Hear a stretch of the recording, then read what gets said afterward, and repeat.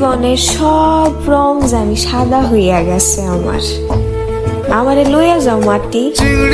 আসসালামু আলাইকুম, সবাই কেমন আছেন? আলহামদুলিল্লাহ ভালো আছি। আজকে আপনাদের সাথে একটা গল্প শেয়ার করব।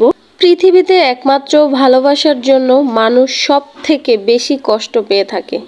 ভালোবাসায় যেমন সুখ আছে তেমনি কষ্টও আছে, আর ভালোবাসার কষ্টের কোনো শেষ নেই।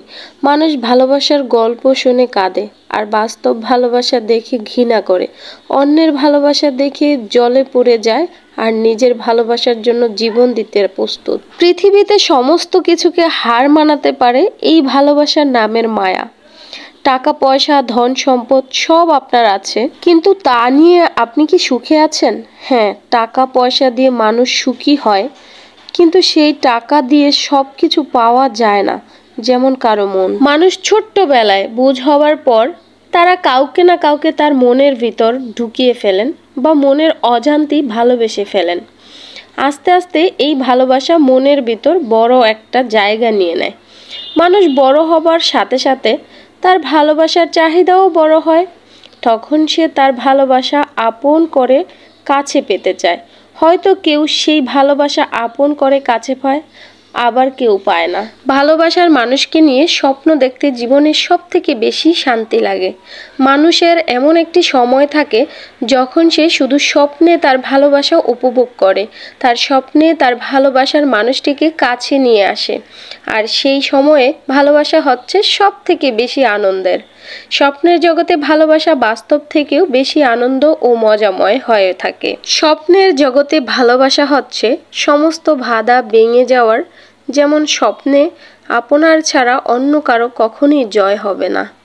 মানুষ কষ্ট না পেলে যেমন ভালোবাসা গভীর হয় না, তেমনি ভালোবাসার মানুষের জন্য কষ্ট না পেলে জীবনে জয়ী হওয়া যায় না।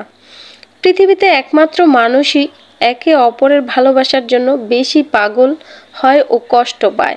ভালোবাসা পশু প্রাণীদের মধ্যেও আছে, আর তার জন্য পৃথিবীতে ভালোবাসা এখনো আছে। জানি না আমার গল্পটি কার কাছে কেমন লেগেছে, আশা করি সবার কাছে ভালো লাগবে। আজকে মনটা আমার একটু খারাপ, কেমন জানি উদাস উদাস, তাই ভাবতেছি কি রান্না করব। মেয়ে বলতেছে আম্মু গরু মাংস রান্না করে নাও, তো আমি গরু মাংস চুলায় সব কিছু দিয়ে তারপরে একবারে বসাই দিছি। তো আজকে আমি গরু মাংসটা একটু টমেটো দিয়ে রান্না করব, কারণ গরু মাংস বোনা করলে একটু টমেটো দিয়ে দিলে তাহলে একটু ভালো লাগে।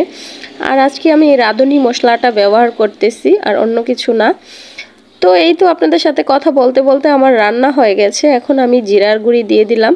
তো এখন আমি একটু দেখে নিব যে কেমন হয়েছে, লবণ টবণ সব কিছু ঠিকঠাক আছে কিনা।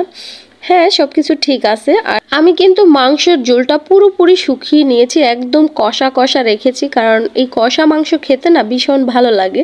তো আমার মাংসটার কালারটা অনেক সুন্দর আসছে, তাই না? একটা প্লেটে ভাত, কাঁচামরিচ, পেঁয়াজ নিয়ে আমি পরিবেশন করে নিলাম। তো এখন আমি খেয়ে দেখব, সত্যি অনেক মজা হয়েছে মাংসটা। সত্যি বলছি বন্ধুরা, মাংসটা দেখো কতটা সফট হয়েছে, এত নরম। আজকের ভিডিও এ পর্যন্তই। কেমন লাগলো অবশ্যই কমেন্ট করে জানাবা। যারা এখনো আমাকে ফলো দাও নাই, প্লিজ আমাকে ফলো দিয়ে লাইক দিয়ে আমার ভিডিওটা শেয়ার করে আমার পাশে থাকো। আমার জন্য দোয়া করো, আমিও তোমাদের জন্য দোয়া করব। সবাই ভালো থাকো, সুস্থ থাকো। আল্লাহ হাফেজ।